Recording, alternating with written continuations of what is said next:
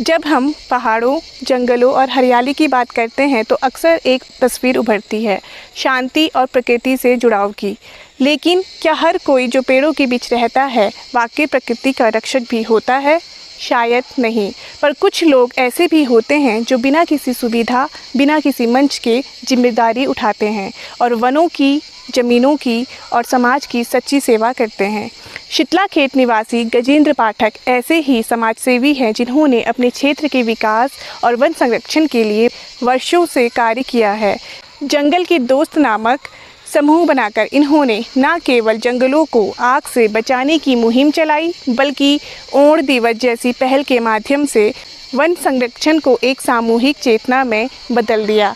तो आइए सुनते हैं इनकी कहानी, इनकी सोच और वो जज्बा जो जंगल की हर हरियाली में सांस लेता है। सर, आपने शीतलाखेत में वनों के संरक्षण के लिए इतना सारे काम किए, तो इसकी शुरुआत कहाँ से हुई? आपकी प्रेरणा क्या थी? देखिए, 2003-04 की बात है। 2003-04 में अल्मोड़े को जो पानी सप्लाई करती है कोसी नदी लगभग सूख गई और सूखने के बाद 3 दिन तक अल्मोड़े को पानी की सप्लाई नहीं हो पाई जी। तो उस वक्त बड़ा मन विचलित हुआ, क्योंकि हमने अपने क्षेत्र के गधेरों में बचपन में नहाया था, उसमें खूब सारा पानी देखा था, कभी घाट चलते हुए भी सुने थे। वहाँ पे वो गधेरे भी सूख के एकदम रसातल पर चले गए थे। तो उस वक्त मन में विचार आया कि कैसा भविष्य हम लोग बना रहे हैं, जो कोसी सूख रही है, अपने आसपास के पानी सब सूख रहा है, तो कहाँ जाएंगे, हम क्या करेंगे। तो उस वक्त हमने अपने साथ के कई सारे लोगों को लेके, जिसमें गिरीश शर्मा जी हैं, गणेश पाठक जी हैं, हरीश बिष्ट जी हैं, नरेंद्र बिष्ट जी हैं, कैलाशनाथ जी हैं, पूरन नेगी जी हैं और रमेश भंडारी जी, इनको लेकर हमने एक शायदेवी क्षेत्रीय विकास मंच का संस्था का गठन किया, शायदेवी विकास मंच, और हमने जंगल बचाओ पानी बचाओ एक नारा दिया। और इस पूरे अभियान का जो हमने 2003-04 में स्टार्ट किया, जंगल बचाओ पानी बचाओ, उसका एक जो की कंपोनेंट ये है कि हमने वन विभाग को अपने साथ लिया। तो उस वक्त वन विभाग में 2 लोग हुआ करते थे, श्री रंजीत सिंह जी और श्री रूप सिंह जी। तो इन लोगों ने भी हमें पूरा सहयोग दिया और इनके साथ मिल के हमने गाँव-गाँव जाके महिलाओं से बात की। देखिए, पूरा जो इस अभियान है, इसका एक तीसरा जो पहलू है वह है महिलाएँ। एक तो हो गया जंगल के दोस्त, दूसरा हो गया वन विभाग और तीसरा हो गया महिला मंगल दल। ये महिला मंगल दल पूरे 12 से अधिक गाँव में फैले हैं, जिसमें से नौला है, धामस है, भाकड़ है, रौन है, डाल है, शायदेवी है, सल्ला रोतेला है, खरकिया है, पडुला है, सूरी है, गड़सारी है, मटीला है। इन गाँव की महिलाओं के साथ हमने जब बात की, लगातार उनको समझाया कि जिस तरीके से जंगलों का दोहन हो रहा है, लकड़ियाँ लगातार कट रही हैं, बाँस के पेड़ कट रहे हैं, तो ये जो पानी सूख रहा है, ये परमानेंट एक व्यवस्था बन जाएगी और पानी हमको नहीं मिल पाएगा। तो उस वक्त एक जंगल बचाओ पानी बचाओ अभियान की शुरुआत हुई और ये हमारे अभियान का शुरुआती बिंदु रहा है। जो आप काम करते हो, इसमें फॉरेस्ट डिपार्टमेंट ने आपको किस तरह से सहयोग किया है? देखिए, ये जो शायदेवी शीतलाखेत क्षेत्र में पिछले 24-25 साल से जंगल बचाओ जीवन बचाओ अभियान चल रहा है, इसका सबसे महत्वपूर्ण पहलू है कि ये जन और तंत्र की परस्पर सहभागिता पर आधारित है। जन का मतलब शायदेवी क्षेत्र विकास मंच, फिर उसका जंगल के दोस्त और महिला मंगल दल, ये एक कंपोनेंट है। दूसरा है तंत्र का मतलब वन विभाग। वन विभाग में स्पेशली रेंजर लेवल के अधिकारियों में रेंजर हैं, डिप्टी रेंजर हैं, उसके बाद नीचे स्तर के अधिकारी, जैसे मैंने आपको नाम बताया, रंजीत सिंह जी हैं, रूप सिंह जी हैं, उसके बाद बहुत प्रोमिनेंट नेम था कुबेर चंद आर्या जी का, फिर अभी हेमचंद आर्या जी हैं, और ऐसे बहुत सारे लोग हैं जिन्होंने हमको मिलजुल कर सहयोग किया। और यहाँ पर जो भी अभियान है, जो जंगल बचाओ जीवन बचाओ अभियान है, जिसको आज शीतलाखेत मॉडल कहा जा रहा है, इसमें जन और तंत्र की बराबर और परस्पर भागीदारी है। कहीं पर वन विभाग आगे जाता है, कहीं पर हम उनसे आगे निकल जाते हैं। एग्जाम्पल ये है कि कहीं पर जंगल में आग लगी मान लीजिए, तो जंगलात विभाग भी तैयारी करता है और जनता भी तैयारी करती है, तो दोनों बराबर भागीदारी करते हैं, कहीं कोई पीछे नहीं है। तो इसलिए ये जो मॉडल खड़ा है, जन और तंत्र की भागीदारी पर खड़ा है। शीतलाखेत में भी वनाग्नि और जो वन कटाव है उसकी क्या स्थिति है? देखिए, मुझे बताते हुए बहुत खुशी की बात है कि हमारा क्षेत्र पर्यावरण के मामले में बहुत आगे संवेदनशील ज़्यादा हो गया है। और मैं कह सकता हूँ कि पूरे उत्तराखंड में जिस तरह की संवेदनशीलता हमारे क्षेत्र में, विशेषकर शायदेवी शीतलाखेत के जो 40 से अधिक गाँव हैं, वो बहुत कम जगहों पर देखने को मिलती है। यहाँ पर जो चौड़ी पत्ती पेड़ों का कटान है, स्पेशली लकड़ी के लिए, जरौनी लकड़ी के लिए, वो बहुत कम होता है। अब लोग यहाँ पर बाज बुरास की लकड़ी नहीं कहते हैं, वो कहते हैं चौड़ी पत्ती प्रजाति। तो उसका फ़र्क ये पड़ा है कि यहाँ पर जंगलों का जो घनत्व है, जंगलों की जो डेंसिटी है, आपको अन्य जंगलों के मुकाबले बहुत अच्छी मिलेगी। दूसरा, जो फॉरेस्ट फायर का मामला है, फॉरेस्ट फायर के मामले में तो अभी माननीय सुप्रीम हाई कोर्ट ने भी, और उसके बाद पहले मुख्यमंत्री पुष्कर सिंह धामी जी भी कह चुके हैं कि जो ये शायदेवी शीतलाखेत क्षेत्र में जो महिलाओं और वन विभाग के परस्पर सहयोग से जो एक प्रोएक्टिव एक हमारा अप्रोच है, जंगल में आग लगे ही ना, उसको शीतलाखेत मॉडल का नाम दिया गया है। तो वो एक इंडिकेटर है कि किस तरह से लोग यहाँ पर संवेदनशील हैं। आग ऐसा नहीं कि नहीं लगती हैं, आग लगती हैं, लेकिन हम लोग रिस्पॉन्ड तुरंत करते हैं और आग को फैलने से पहले रोक लेते हैं। आप यहाँ के स्थानीय लोगों को वन संरक्षण के लिए कैसे जोड़ते हैं? हम लोगों ने 2-3 तरीके अपना रखे हैं। हम लोगों ने एक व्हाट्सएप पे एक जंगल के दोस्त ग्रुप बना रखा है। जी। व्हाट्सएप पर भी है, फेसबुक पर भी है।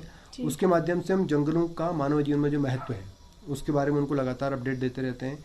उसके अलावा उन लोगों को हम यही समझाते हैं कि आज उत्तराखंड में जो 4 तरह की परिस्थितियाँ पैदा हुई हैं। सबसे पहले पानी के स्रोत सूख गए हैं। दूसरा, मानव वन्य जीव संघर्ष बढ़ा है। तीसरा, जो गर्मी बढ़ गई इलाके में। चौथा, जो पलायन हो रहा है। इन सब 4 के 4 चीज़ों में कहीं ना कहीं अगर आप जाएंगे तो आपको जंगल नज़र आएगा कि जंगल, हमारे जो मिश्रित जंगल थे, बांज, बुरांस, उत्तीस, काफल के, वो घट के अब मोनोकल्चर चीड़ों में बदल गए हैं।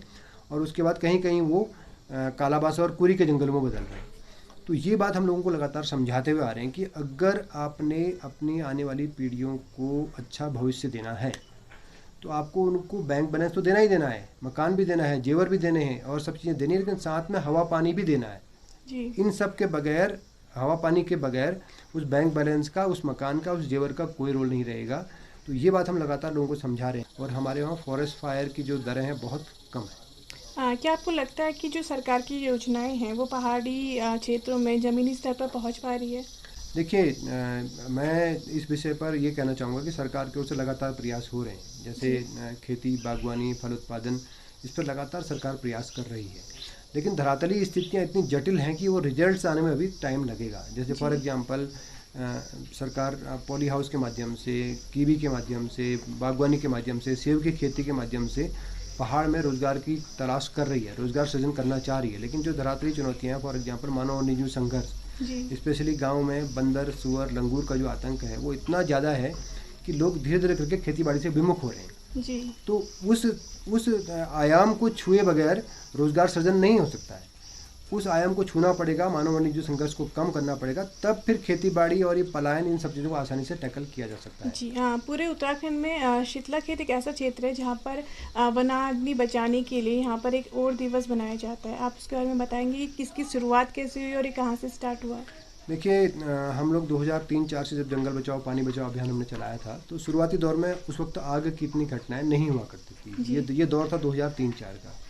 लेकिन आपको एक चीज़ की और आपको इशारा करना चाहूँगा कि 2000 के बाद जो शीतकालीन वर्षा और बर्फबारी है, जो पश्चिमी विक्षोभ के चलते यहाँ पर उत्तर भारत में पहुँचती है, उसमें लगातार गिरावट आती जा रही है। और अब कभी कभार ही जाड़ों में बर्फ़ गिरती है।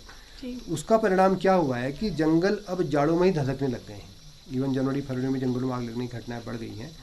तो 2003-04 से जब से हम लोग और वन विभाग मिलकर इस जंगल की आग पर काम कर रहे थे, तो कालांतर में हमने देखा कि जड़ों लकड़ी का नुकसान कम है, हल्का नुकसान कम हो गया है, लेकिन जंगल की आग अब ज़्यादा नुकसान कर रही है। उसको कैसे काउंटर किया जाए? तो पहले हम सब लोग टीम बना के जंगलात विभाग के साथ जंगल में आग बुझाने जाते थे। कभी 1 दिन, कभी 2 दिन, कभी रात भर जंगल में पड़े हैं, आग बुझाने जाते थे। लेकिन फिर अगले साल फिर आग लग जाती थी। तो फिर हमको ये समझ में आया कि आग के पीछे भागने से अच्छा है कि आग को रोका जाए, आग लगे ही ना। इस कॉन्सेप्ट को धारणा में रखते हुए हमने जब आग के कारणों की खोज की तो ये समझ में आया कि जो आग है वो प्राकृतिक नहीं है, वो 100% मानव जनित है। बहुत सारे वैज्ञानिक हैं, बहुत सारे पर्यावरणविद हैं, बहुत सारे पॉलिसी मेकर्स हैं जो अभी भी मान रहे हैं कि चीड़ के कारण जंगल में आग लगती है। वो चीड़ को दोषी ठहरा रहे हैं कि चीड़ के कारण या पाइन के कारण जंगल में आग लग रही है। तो मेरा उनसे भी एक तर्क है कि अगर वो मानते हैं कि चीड़ के कारण जंगल में आग लग रही है, पाइन के कारण जंगल में आग लग रही है, तो उन जगहों पर आग लगनी ही नहीं चाहिए जहाँ चीड़ नहीं है। फॉर एग्जाम्पल हल्द्वानी में सागौन के जंगल है या शीशम के जंगल है या साल के जंगल है, वहाँ आग क्यों लग रही है? मुनस्यारी के बुग्याल, वहाँ आग क्यों लग रही है? तो अमेरिका के जंगल जले हैं, अभी कोरिया के जंगल जले हैं, सब जगह चीड़ थोड़ी है। इसका अर्थ है कि कोई और चीज़ है जो जंगल में आग लगा रही है, और वो चीज़ है मानव की हरकतें, गैर जिम्मेदार हरकतें। तो उसी में एक हमको समझ में आया कि पहाड़ में बहुत लंबे समय से एक प्रक्रिया रही है महिलाओं द्वारा और पुरुषों द्वारा कि अप्रैल मई जून तक जो खरपतवार है खेत की, जिसको हम औड़ बोलते हैं, कहीं आड़ा बोलते हैं, कहीं केड़ा बोलते हैं, उसको जलाया जाता है। उसको जलाने के पीछे उद्देश्य ये नहीं कि जंगल में आग जाए, उसको जलाने के पीछे उद्देश्य ये था कि जो खरपतवार है, वीड है, उसको आप नष्ट कर रहे हैं। लेकिन जैसा कि मैंने आपको बताया कि जाड़ों में बारिश कम हो गई, बर्फ़ गिरना बंद हो गई है, तो उसके कारण क्या है, वो जो आग औड़ आड़े केड़े की वो जंगल में चली जा रही थी। और उसी से हमने महिलाओं से निवेदन किया कि अब इस काम को, जो औड़ आड़ा केड़ा जलाने का काम है, इसको आप अप्रैल मई जून से पहले समेट दीजिए, मतलब 31 मार्च के बाद इस काम को मत करिए। और हमने कहा कि हम 1 अप्रैल को औड़ दिवस मनाएंगे जी। तो ये इस काम की शुरुआत हमारे मटीला, सूरी, गड़सारी, पडुला, बरसीला, खरकिया इस क्षेत्र से शुरुआत हुई। 2022 में प्रथम अवर्ण दिवस मनाया गया। तो उस प्रथम अवर्ण दिवस में श्री महात्म यादव जी, जो हमारे यहाँ के बहुत एक बड़े डीएफओ रहे, और महात्म यादव जी का ही बड़ा एक योगदान है कि आज ये पूरा मॉडल जो है पूरे शहद ए बी शीतलाखेत का उत्तराखंड में पहुंचा है। इसके अलावा प्रोफेसर दुर्गेश पंत हैं जो यूकोस्ट के डायरेक्टर हैं, वो 2003-04 से हमारे साथ जुड़े हैं। तो उन लोगों ने इस बात को कि भैया शहद ए बी शीतलाखेत क्षेत्र में एक ऐसा विचार आया है कि आग लगने पर उसको बुझाने में मेहनत करने की जगह आग लगे ही ना, इस पर काम किया जाए, इस बात को हाईलाइट किया। तो 2022 में 1 अप्रैल को हमने प्रथम अवर्ण दिवस मटिरा और सूरीगढ़सारी क्षेत्र में मनाया, और उस बात की खबर महात्म यादव जी के माध्यम से, दुर्गेश पंत जी के माध्यम से, मैडम डीएम वंदना थी उस वक्त यहाँ पर जो भी नैनीताल में है, उनके माध्यम से, अनूप नौटियाल जी जैसे सोशल एक्टिविस्ट उनके माध्यम से ये बात माननीय मुख्यमंत्री जी तक पहुँची। तो माननीय मुख्यमंत्री जी ने इस बात को माना कि यह एक जड़ है जो आग लगा रही है, तो यही एक मॉडल बन सकता है कि आग लगे ही ना जी। और मैं इस बात को थोड़ा सा दूसरी तरीके से भी कहना चाहूँगा, देखिए आग है या पानी है, ये प्राकृतिक ताकत है, इनसे कोई जीत नहीं सकता है। अमेरिका और न्यूयॉर्क, ये कोरिया की जो आग है, वो हमारे सामने एक बड़ा ज्वलंत उदाहरण है, प्रबल उदाहरण है कि मानो कितना ही शक्तिशाली हो, कितना ही पावरफुल हो, कितना रिसोर्सफुल हो, वो प्राकृतिक शक्तियों पर विजय प्राप्त नहीं कर सकता है। लॉस एंजलिस जगह की आग को अमेरिका खुद नहीं रोक पाया, कोरिया की आग को भी अमेरिका नहीं कोरिया की आग को भी कोरिया नहीं रोक पाया। तो भारत जैसे गरीब देश की बिसात नहीं है कि इतने संसाधन झोंक सके। ऐसे में इस पूरे उत्तराखंड में को हम लोग एक पूरा संदेश देना चाह रहे हैं कि prevention is better than cure, आग लगे ही ना जी। और उसी सिद्धांत को लेकर हमारे क्षेत्र की जो 30 से अधिक महिलाएं हैं, मातृशक्ति है, लगातार अवर्ण दिवस इस बार हमने जो 5वां अवर्ण दिवस यहाँ पर 4था अवर्ण दिवस हमने मंगाया रैंगल क्षेत्र में, सोमेश्वर क्षेत्र में, जिसमें डीएम साहब भी थे। तो ये एक संदेश है पूरे उत्तराखंड के लिए कि आग लगने के बाद उसको बुझाने में मेहनत करने की जगह आग लगे ही ना, उस पर मेहनत की जाए, ये अवर्ण दिवस का एक संदेश है। वर्तमान में आप बता सकते हैं कि आप लोगों के साथ कितने लोग जुड़े हुए हैं ग्रुप में? देखिए, ये जो जंगल के दोस्त हैं, ये अभी पूरे शहद ए बी शीतला के क्षेत्र में 30 से अधिक गाँव में लगभग 900 से ऊपर लोग हमारे साथ जुड़े हुए हैं। 900 से ऊपर लोग इस सेंस में जुड़े हैं। मैं आपको उदाहरण देना चाहूँगा। इस साल हमारा एक पूर्वी ढाल में एक गाँव आता है रैंगल, उसके बगल में एक गाँव पड़ता है कफून। कफून में आग लगी दिन के लगभग 11 बजे के आसपास, मई का महीना था, और दिन के 11 बजे के आसपास आग लगी, और आग लगते ही सूचना ग्रुप में आ गई, वन विभाग को भी चली गई कि आग लग गई है। यहाँ से कफून बैठता है 12 किलोमीटर दूर, गाड़ी से टीम जाएगी वन विभाग की, तो कम से कम 1.5 से 2 घंटा लगेगा इस घटनास्थल तक पहुँचने में। तो मुझे बताते हुए इस मंच के माध्यम से खुशी है कि वन विभाग के वहाँ पहुँचने से पहले रमेश लटवाल जी हमारे बहुत बड़े सक्रिय कार्यकर्ता हैं कफून के, उनके मार्गदर्शन में कफून की महिलाएं वहां पहुंच गई जी। और उन्होंने आग को बेकाबू होने से रोका एक साइड से। फिर वन विभाग वाले गए, तो जो आग अगर नियंत्रित नहीं की जाती जनता की ओर से, तो आग बड़े क्षेत्र को अपने चपेट में ले सकती थी, वो आग 2 घंटे में कवर हो गई। तो ये एक संदेश है कि किस तरह से इस पूरे इलाके में लोग अब जंगल के प्रति समर्पित हुए हैं। बतौर सामाजिक कार्यकर्ता आपको किन कठिनाइयों का सामना करना पड़ता है? आपको सबसे बड़ी चुनौती क्या लगती है? देखिए, हमारे सामने कुछ चुनौतियां ये हैं जिसके लिए हम लोग बार बार सरकार से भी निवेदन किया है जी। कि जब हम जंगल में आग बुझाने जाते हैं, मुझे 20 साल हो गए आग बुझाते बुझाते, कई बार बुरे हादसे भी हुए, कई बार पाँव फिसला, कई बार लुढ़के भी हैं हम लोग। तो मेरे साथ जो मातृशक्ति आती है, मेरे साथ नरेंद्र जी जैसे लोग हमारे साथी जो लोग जंगल में आग बुझाते रहते हैं, हादसा कभी भी हो सकता है जी। उस हादसे से कोई सुरक्षा कवच अभी भी हमारे लोगों को प्राप्त नहीं है। वन विभाग के जितने कर्मचारी हैं सबको इंश्योरेंस है कि इनकेस अगर उनके साथ आग बुझाते वक्त तो कोई हादसा हो गया तो उनको इंश्योरेंस मिलेगा। ऐसे ही फायर वाचर्स के लिए भी सरकार ने इस बार बहुत बढ़िया पहल की है, उनको भी इंश्योरेंस दिया जा रहा है। लेकिन जन सामान्य जो आग बुझाने आगे आ रहा है उसको अभी तक कोई इंश्योरेंस कवर नहीं है। अगर सरकार उनको भी इंश्योरेंस कवर देती है तो उसका फ़ायदा हमको ये मिलेगा कि हम लोग आराम से निसंकोच होकर इसमें आगे बढ़ सकते हैं। और एक बात मैं और जोड़ना चाहूँगा, इस पूरे कवायद में कुछ NGOs हैं जिनका बहुत बढ़िया हमको सहयोग मिला है। उसमें एक NGO है plus approach foundation. Plus approach foundation के मेंटर हैं डॉक्टर आशुतोष कर्नाटक जी। आशुतोष कर्नाटक जी ही अल्मोड़ा के रहने वाले हैं, और उनकी परिश्रम, उनकी मेहनत के बूते वो गेल के CMD पद से रिटायर हुए हैं, और 2018 में वो हम लोग उनके संपर्क में आए, और 2019 में उन्होंने हमारा एक गाँव है मटीला, ये मटीला गाँव गोद लिया, और उन्होंने कहा कि इसको हमने पाई मटीला बनाना है। पाई का मतलब पॉजिटिव, इंस्पायर्ड एंड एम्पावर्ड मटीला बनाना है। उस क्रम में उस गांव को गोद लेने के बाद उन्होंने क्या किया, उस गांव में महिलाओं के लिए सिलाई कढ़ाई केंद्र खोले, बच्चों के लिए कंप्यूटर सेंटर्स खोले। उसके बाद जो हमारे गांव के गरीब परिवार हैं जिनके पास अपने मकान रिपेयर करने के लिए पैसा नहीं है, मकानों को ठीक करने के लिए पैसा नहीं है, तो उनको सपनों का घर स्कीम के तहत लगभग 30 लाख से ऊपर की धनराशि वो एनजीओ दे चुका है। जो काम सरकार को करना चाहिए था वो काम एक एनजीओ ने किया है यहाँ पर जी। उसके अलावा अभी भी उनके द्वारा जो एक विदुषी विवाह कन्याधन योजना है, गरीब परिवारों की बेटियों की शादी में परिवारों को परेशानी आती है, तो उसको किस तरह से मदद की जाए, तो उन्होंने 21,000 से 51,000 तक की धनराशि गरीब परिवारों की बेटियों की शादी में दी है। उसके अलावा हमारे 4 गांव हैं, जिसमें नौला है, जिसमें सूरी है, जिसमें गड़सारी है, जिसमें मटीला है। शाम के वक्त लगभग 100 बच्चों का भविष्य बनाने के लिए, गांव के गरीब बच्चे हैं, उनके पास ट्यूशन की कोई व्यवस्था नहीं है, तो उनके लिए 4 हमने सनाया यस आइकन अकेडमी खोल रखी हैं, जहाँ पर शाम के वक्त 80 बच्चे आके रोज़ शाम को ट्यूशन पढ़ते हैं 1-1 घंटा, और उसके बड़े सकारात्मक परिणाम मिल रहे हैं। तो कर्नाटक सर के इस सहयोग की वजह से उन महिलाओं को, जंगल के दोस्तों को हम लोग इस अभियान से जोड़ पाने में सफल हुए हैं। तो ये एक बहुत बड़ा योगदान है कर्नाटक सर का इस पूरे मुहिम में, जो मैं इस माध्यम से हाईलाइट करना चाहूँगा। जी हाँ, शीतलाखेत जो क्षेत्र है, शीतलाखेत के विकास के बारे में आप क्या कहना चाहेंगे कि विकास अभी कितना हो चुका है, कितना बाकी है?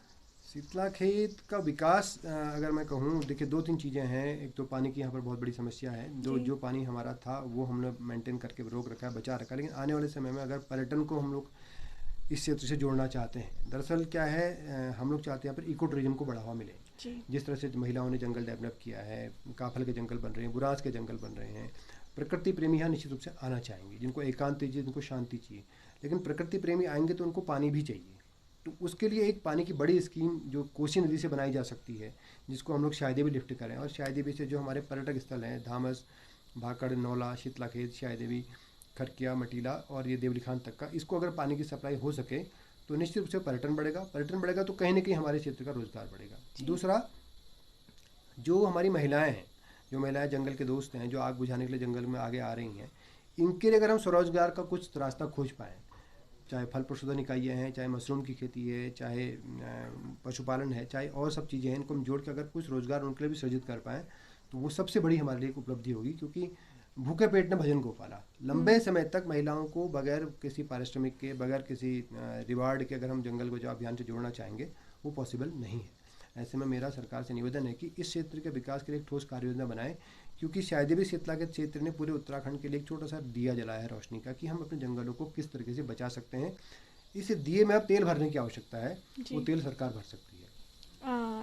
पलायन की क्या स्थिति है अभी शीतलाखेत में? देखिए, शीतलाखेत तो बहुत छोटा सा कस्बा है, लेकिन अगर शीतलाखेत के चारों ओर के मैं गाँव की बात करूँ, रोजगार के मामले में और बहुत बुरी स्थिति है। जो युवा है, युवा पीढ़ी के लिए क्षेत्र में कोई रोज़गार नहीं है। तो अधिकांश बच्चे हाई स्कूल करने के बाद, इंटरमीडिएट करने के बाद रोज़गार की तलाश में बाहर जा रहे हैं, और उसमें से भी अधिकांश रोज़गार जो है वो बहुत नीचे स्तर का है, जिसमें बहुत अच्छी आर्थिक स्थिति उनकी नहीं होती है। जी। ऐसे में अगर हम लोग पर्यटन के माध्यम से और जो बागवानी के माध्यम से, कीवी के माध्यम से, इन सब चीज़ों से अगर कुछ बच्चों को हमें पर रोक पाएँ, रोज़गार दे पाएँ, तो बहुत बढ़िया स्थिति बनेगी। भविष्य में आपके कार्यों को लेकर क्या प्राथमिकताएं हैं, कौन से कार्यों को लेकर? देखिए, अब हमने जो सारे इस अभियान को 2 बिंदु पर अब सीमित कर दिया है। नंबर 1, महिलाओं का आर्थिक सशक्तिकरण। जी। जो महिलाएं इस पूरे अभियान की जान है, जिनकी वजह से जंगल बचाओ अभियान इतनी दूर तक पहुंचा है, उनको किस तरह से आर्थिक रूप से मजबूत बनाया जाए, एक।